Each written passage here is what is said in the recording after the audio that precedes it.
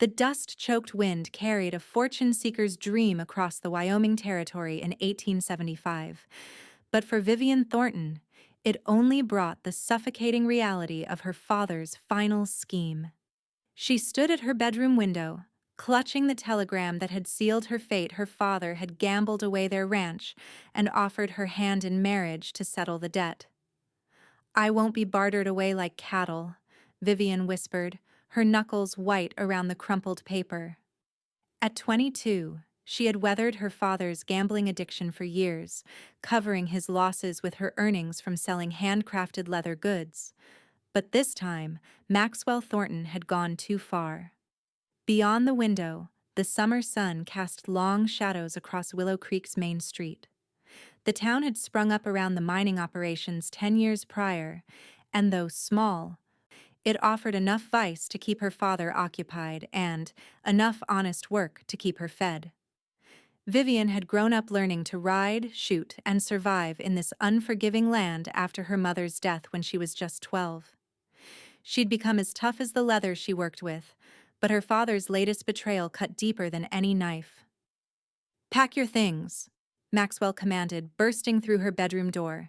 His eyes were bloodshot, his breath reeking of whiskey. "Samuel Winthrop will be here in 3 days to collect his bride." Vivian turned, her green eyes flashing with defiance. "I'm not marrying anyone, father, especially not a man who bought me in a card game." Maxwell's face darkened.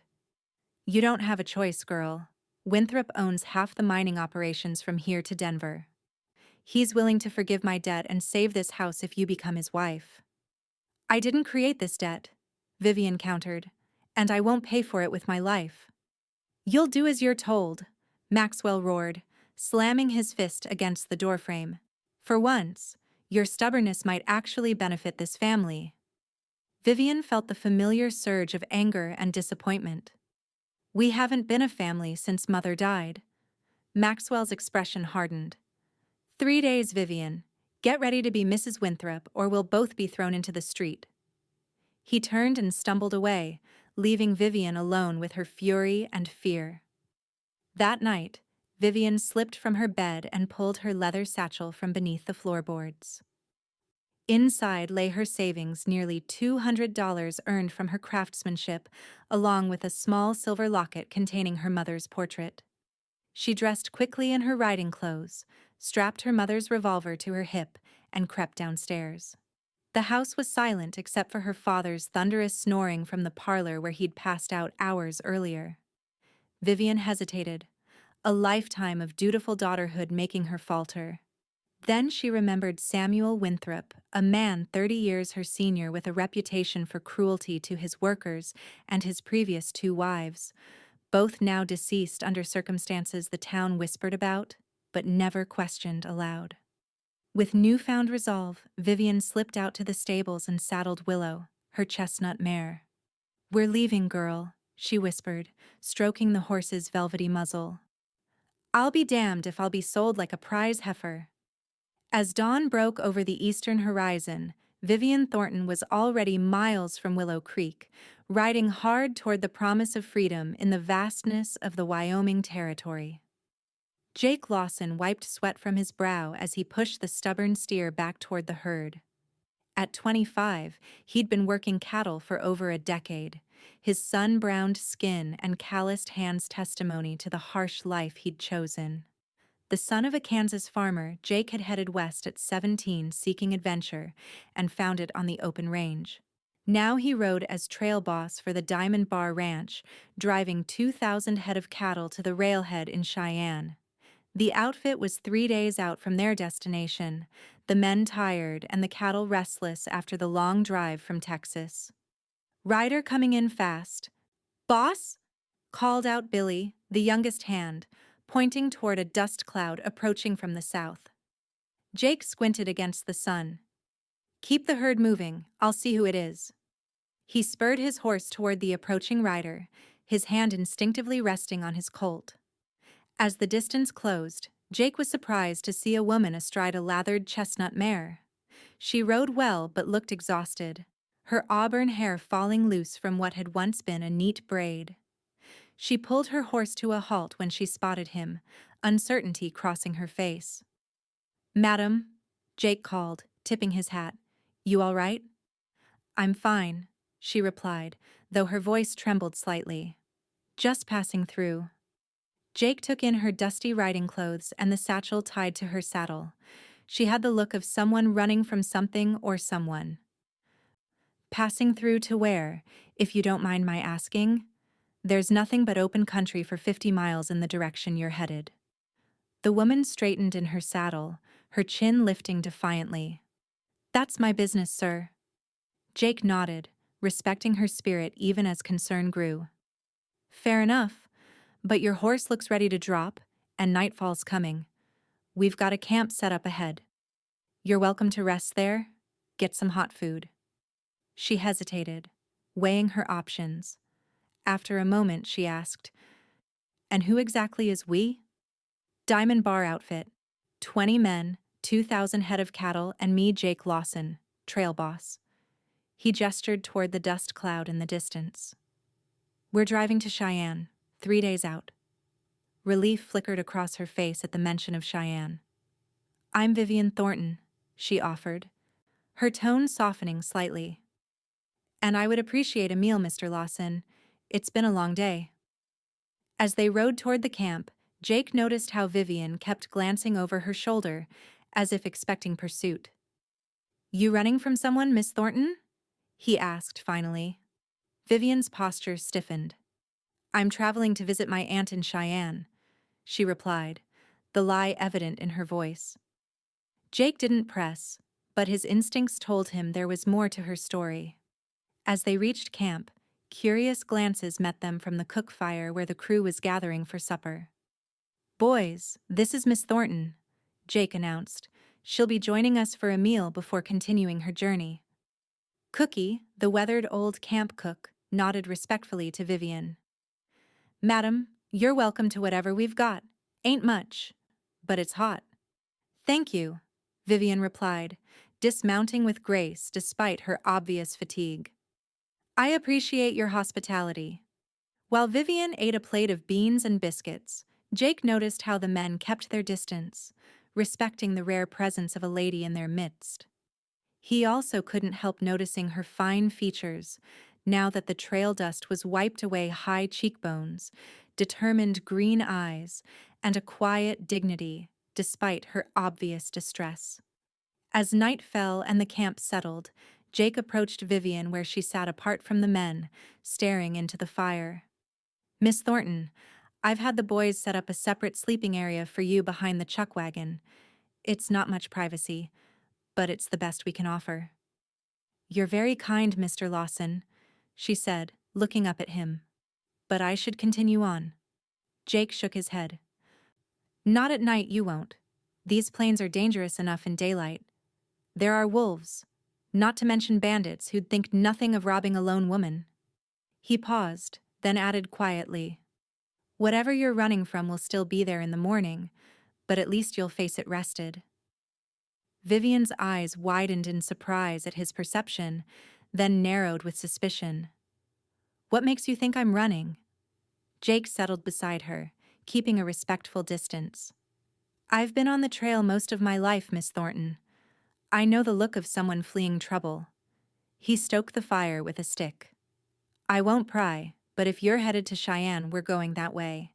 You'd be safer traveling with us than alone." Vivian studied him, weighing his offer against her limited options. "Why would you help a stranger?" "Because out here, helping each other is sometimes the only way to survive," Jake replied simply. "And because my mother raised me to be a gentleman, even if I don't always look the part." A ghost of a smile touched Vivian's lips. "My father never believed in such niceties." "Is he the one you're running from?" Jake asked before he could stop himself.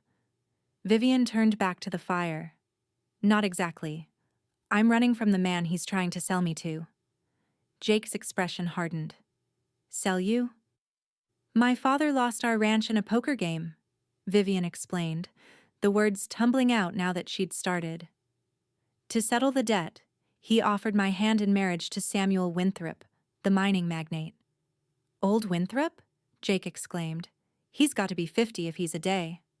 53, Vivian confirmed bitterly, and twice widowed. They say his first wife fell down the stairs, and the second succumbed to melancholy within a year of their marriage. Jake's jaw clenched. And your father agreed to this arrangement?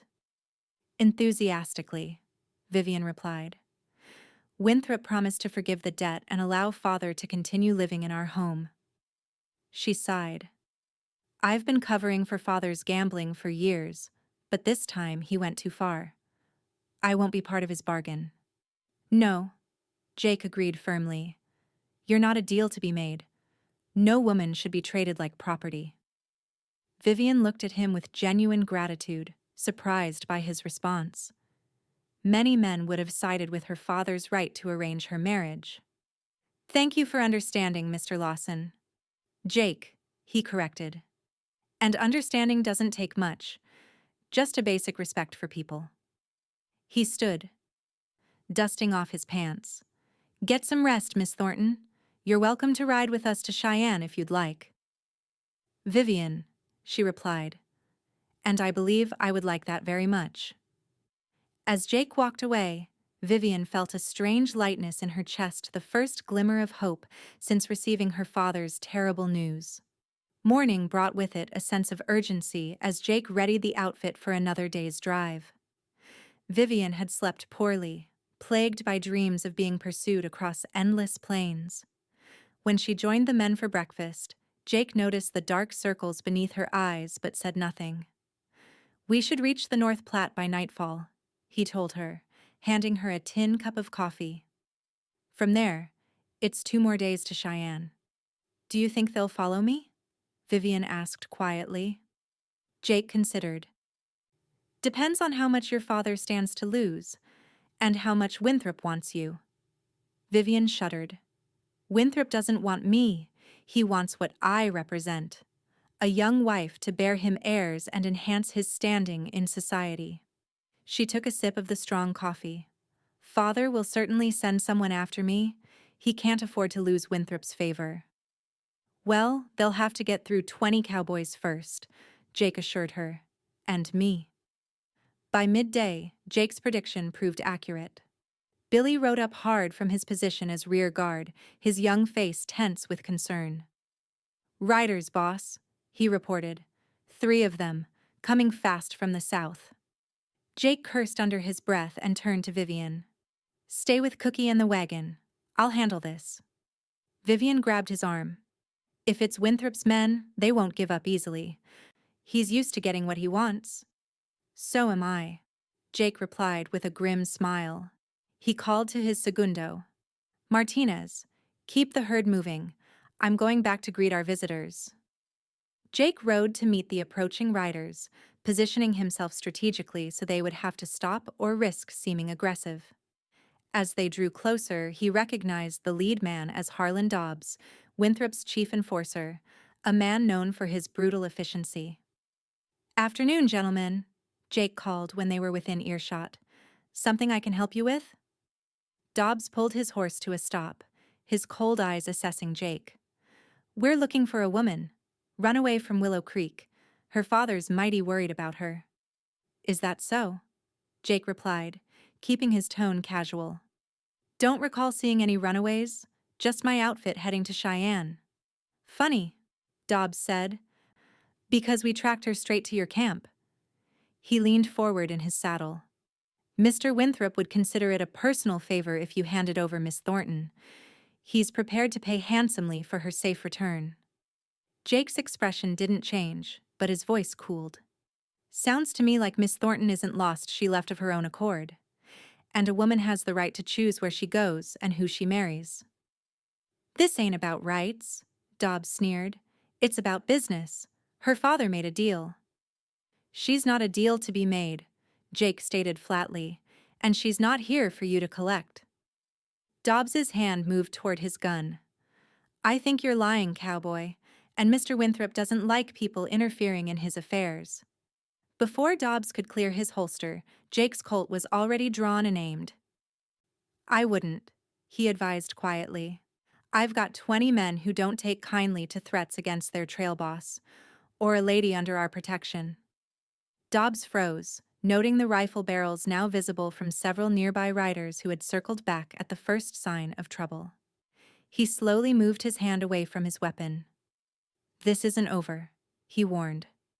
"Mr. Winthrop wants his bride, and what Mr. Winthrop wants, he gets." "Not this time," Jake replied evenly. "Now turn around and ride back to Willow Creek. Tell Winthrop if he wants to discuss matrimony, he should find someone willing." After a tense moment, Dobbs signaled to his companions, and they wheeled their horses around.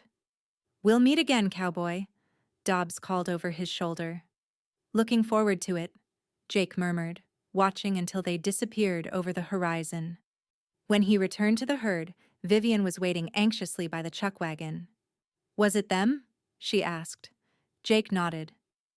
"Winthrop's man Dobbs and 2 others. They've turned back for now, but they'll try again." "I'm sorry to bring this trouble to you," Vivian said, guilt clouding her features. Jake dismounted, standing close enough that only she could hear his next words. "You have nothing to apologize for. No one has the right to force you into marriage, not your father, not Winthrop, not anyone." Vivian studied his face, surprised by the intensity of his conviction. "Most men wouldn't see it that way." "I'm not most men," Jake replied simply. "My sister was forced to marry a man who beat her. I was too young to stop it then. But I swore I'd never stand by and let it happen to anyone else if I could help it." "What happened to your sister?" Vivian asked softly. Jake's expression darkened. "She died in childbirth 3 years after the wedding. Her husband remarried within a month." He shook off the memory. "That's why I understand what you're running from, Vivian, and why I won't let them take you back." For the first time since fleeing Willow Creek, Vivian felt truly safe. "Thank you, Jake." They reached the North Platte as dusk was settling over the plains. The cattle were watered and settled for the night, and the men gathered around campfires to eat and rest. Vivian had spent the day riding alongside the chuck wagon, learning from Cookie about the life of a cattle drive and helping where she could. Jake found her sitting alone by the river after supper, her knees pulled to her chest as she watched the water flow by in the fading light. "May I join you?" he asked, keeping a respectful distance. Vivian nodded, shifting slightly to make room on the fallen log where she sat. "It's beautiful here," she commented. "So peaceful." Jake settled beside her. "That's why I love the trail. Something new to see every day, and moments like this to remind you what matters." "And what matters to you, Jake Lawson?" Vivian asked, genuinely curious about this man who had so readily come to her defense. Jake considered the question. "Freedom, I suppose. The right to choose your own path." He looked at her. "What about you? What will you do once we reach Cheyenne?" "I don't know," Vivian admitted. "I have some savings. Enough to start somewhere new, perhaps. I'm skilled with leather work. I could find employment as a saddlemaker's assistant." "You work leather?" Jake asked, intrigued. Vivian nodded, warming to the subject. "Since I was 15. My mother taught me before she died. I've been selling belts, purses, and small goods to the mercantile in Willow Creek for years." She sighed. "It's what kept food on our table when Father gambled away his earnings." Jake was impressed. "That's a valuable skill. My foreman's brother owns a leather shop in Cheyenne. I could introduce you when we arrive." "You would do that for me?" Vivian asked, touched by his continued kindness. "Of course," Jake replied. Then, with a slight smile. "Besides, a woman who can outride Winthrop's men and brave a cattle drive deserves a fair chance." They sat in comfortable silence as darkness settled fully over the camp. In the distance, one of the cowboys began playing a harmonica, its melancholy tune floating on the night air. "When I was little," Vivian said softly, "before my mother died, I used to imagine what my life would be like.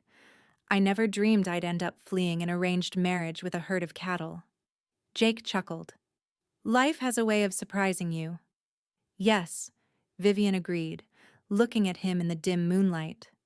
Sometimes in the most unexpected ways.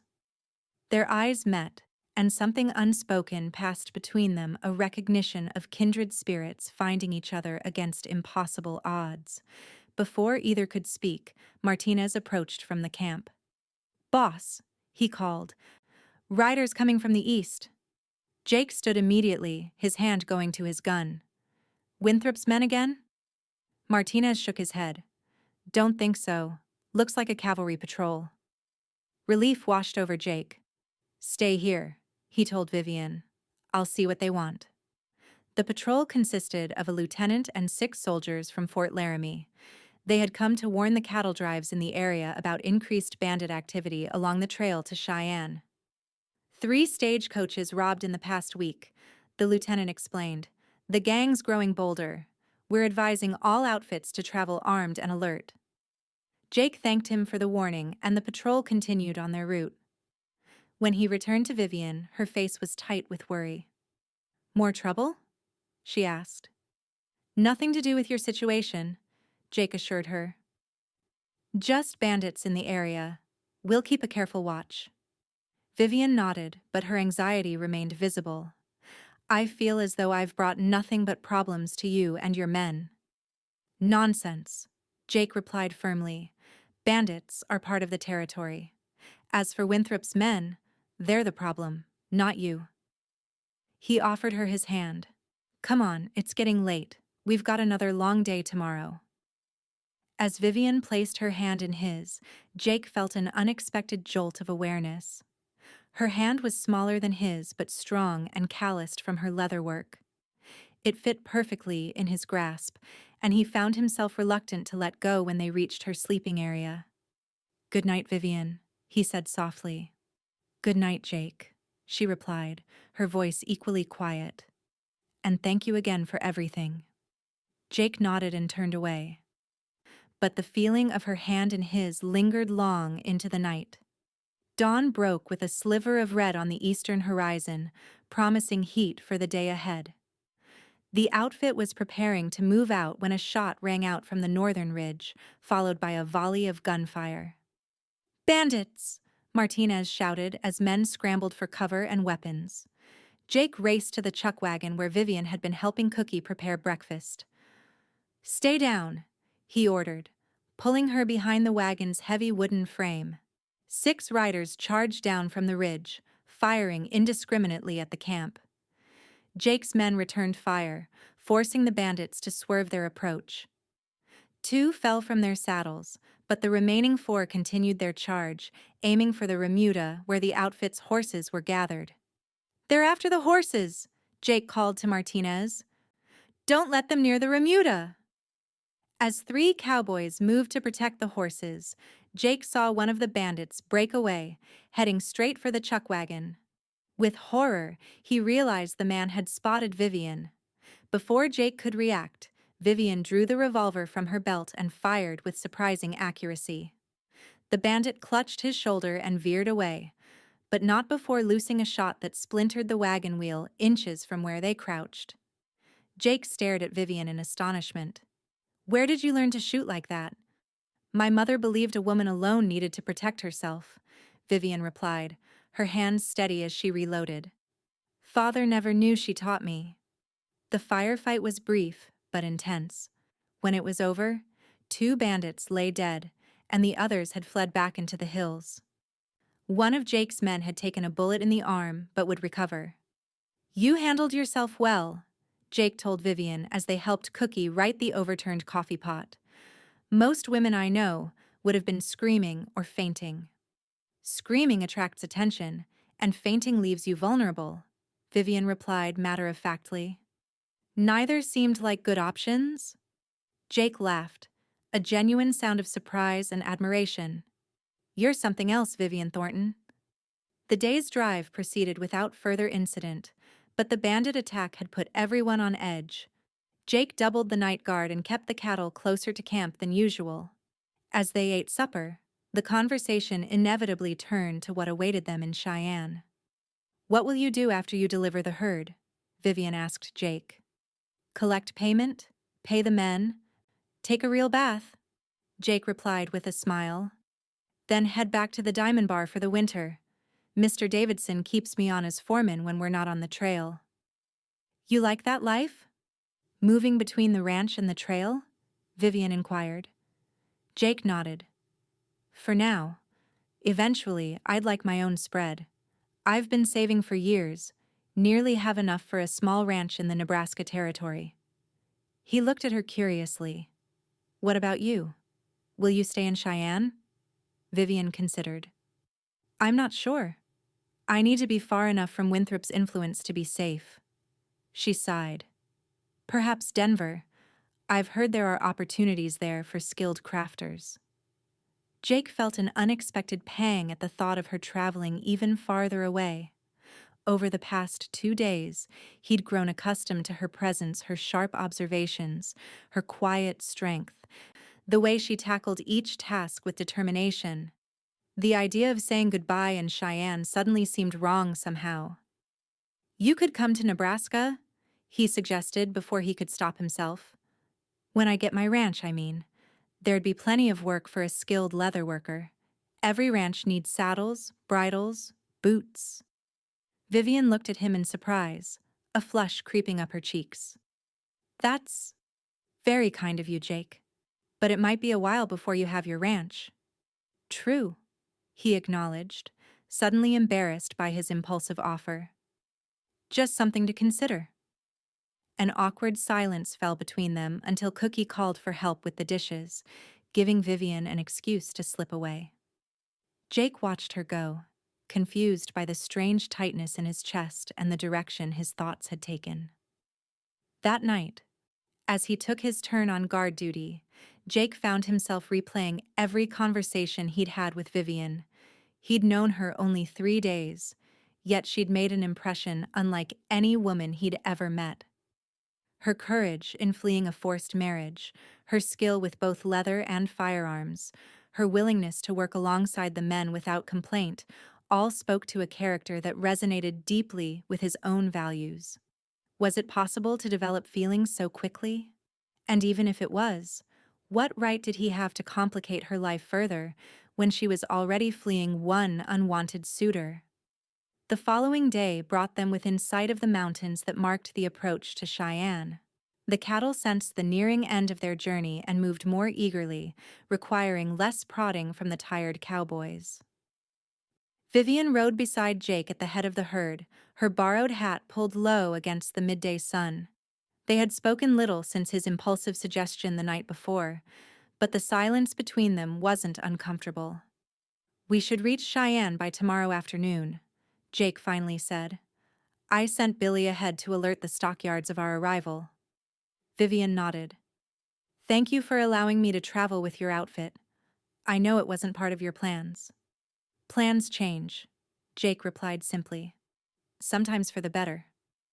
Before Vivian could respond, Martinez galloped up from the rear, dust billowing behind his horse. "Riders coming, boss," he reported. "At least a dozen, moving fast." Jake's expression hardened. "Winthrop?" Martinez nodded grimly. "Looks like it. I recognize Dobbs at the front." Jake turned to Vivian, whose face had gone pale. "Stay with me," he ordered. Then to Martinez, "Get the men ready. I want a defensive position around the chuck wagon." As the cowboys moved to protect the herd and create a barrier between the approaching riders and Vivian, Jake led her to a small rise where they could see what they were facing. The approaching party was indeed led by Dobbs, but the sight that made Vivian gasp was the man riding beside him. Samuel Winthrop himself, his silver-streaked beard and expensive attire unmistakable even at a distance. "He came personally," she whispered, fear evident in her voice. "He never leaves his mining operations." "He must want you badly," Jake observed, his jaw tight with anger. "Or he's furious that someone defied him," Vivian countered. "Samuel Winthrop isn't accustomed to being refused." The riders slowed as they approached the defensive line of cowboys. Winthrop rode forward, his bearing imperious even on horseback. He was a large man with cold eyes that surveyed the cattle outfit with obvious disdain. "I've come for my bride," he announced without preamble. "Hand over Vivian Thornton immediately." Jake stepped forward, positioning himself directly between Winthrop and where Vivian stood. "Miss Thornton isn't your bride," he replied evenly. "She's made that quite clear by her actions." Winthrop's face darkened with rage. "Her father and I have an arrangement. The girl's consent is irrelevant." "Not to her it isn't," Jake shot back. "And not to me either." "Who are you to interfere in matters that don't concern you?" Winthrop demanded. Jake stood his ground. "The name's Jake Lawson, and when a woman seeks my protection from being sold into marriage against her will, it becomes my concern." Winthrop's eyes narrowed. "You're that cowboy Dobbs mentioned, the one who thinks he can stand against me." He chuckled coldly. "Do you have any idea who I am, boy?" "A man who buys women, apparently," Jake replied, his voice dripping with contempt. The cowboys behind Jake shifted, hands moving to their weapons as Winthrop's men tensed. The standoff was a powder keg waiting for a spark. Vivian stepped forward then, moving to Jake's side despite his attempt to keep her behind him. "Mr. Winthrop," she addressed the older man directly, her voice remarkably steady. "My father had no right to promise you my hand. I am not his property to trade, and I will not marry you now or ever." Winthrop's expression twisted with fury.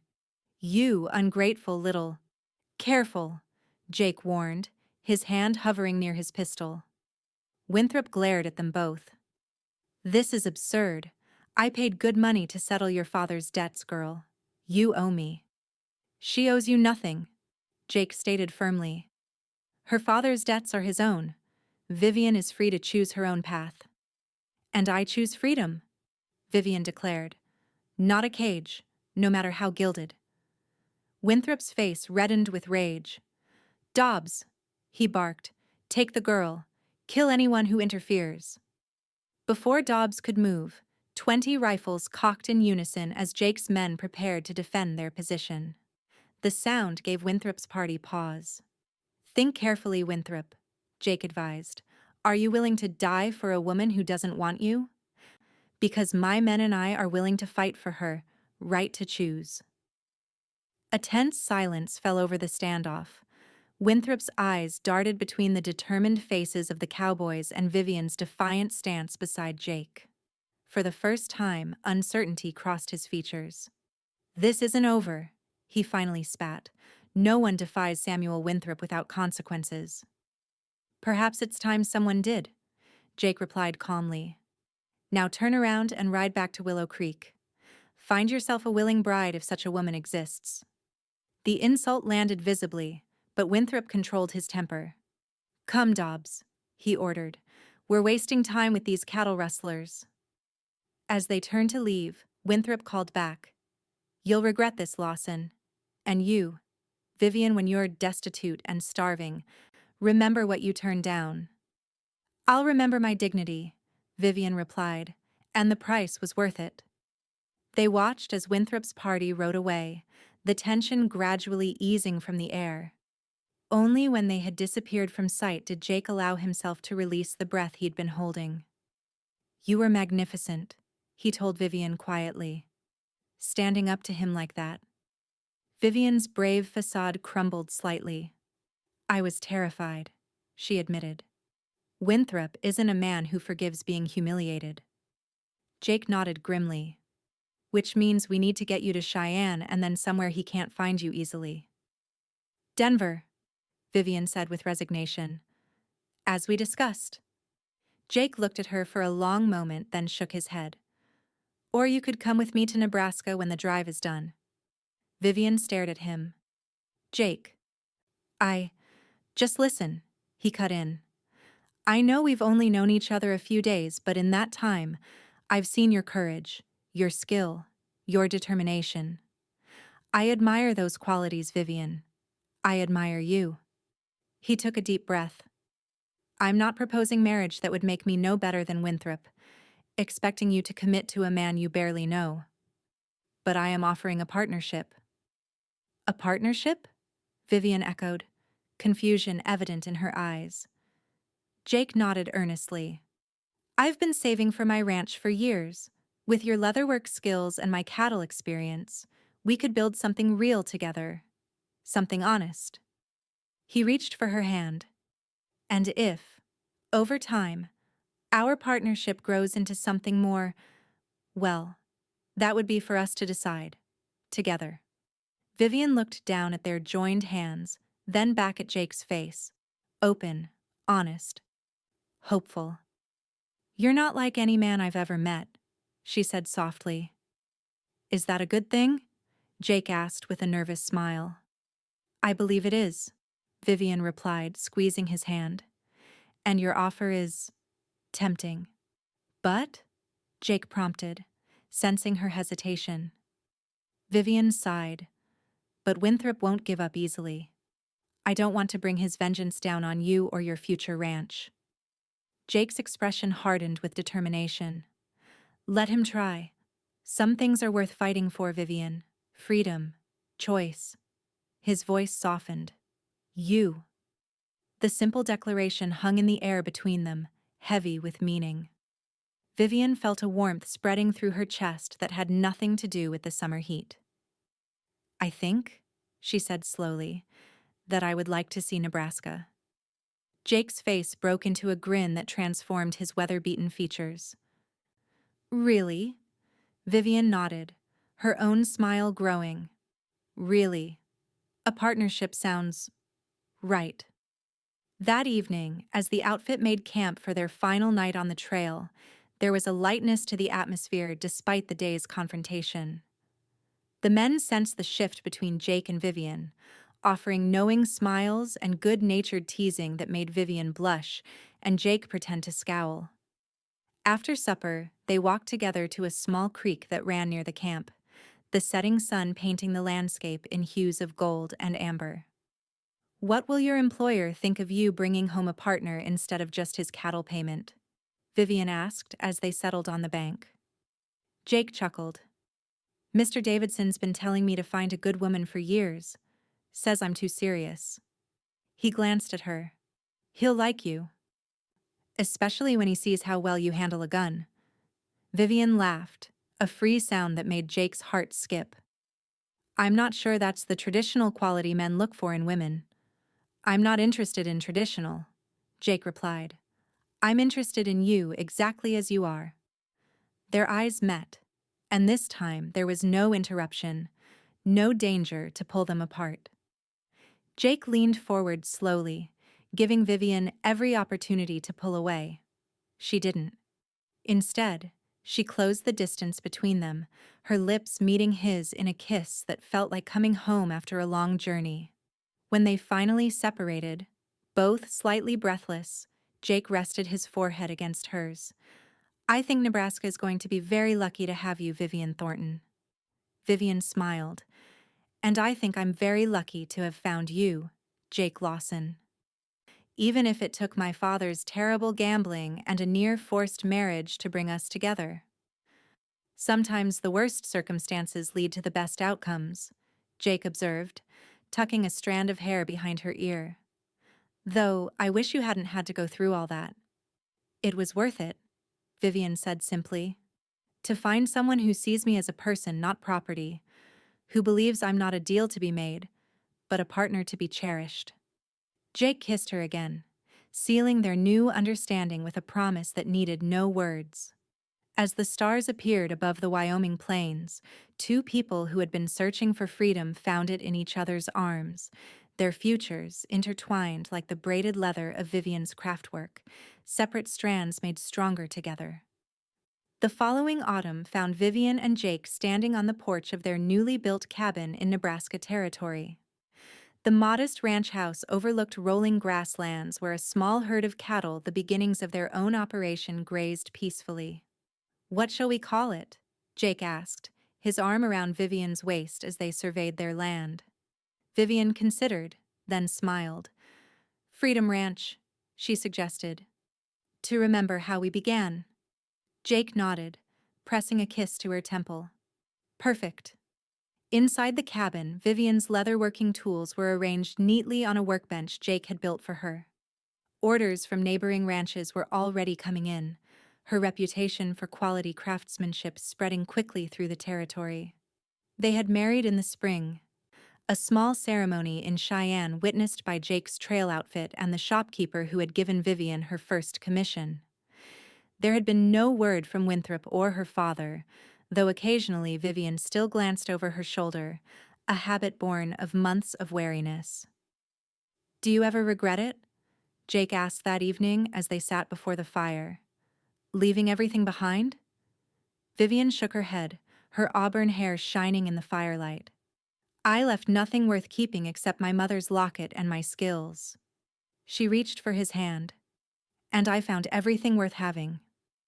As winter approached, Vivian and Jake Lawson faced the future together, not as a deal that had been made, but as a choice freely taken, a partnership forged in adversity and strengthened by love.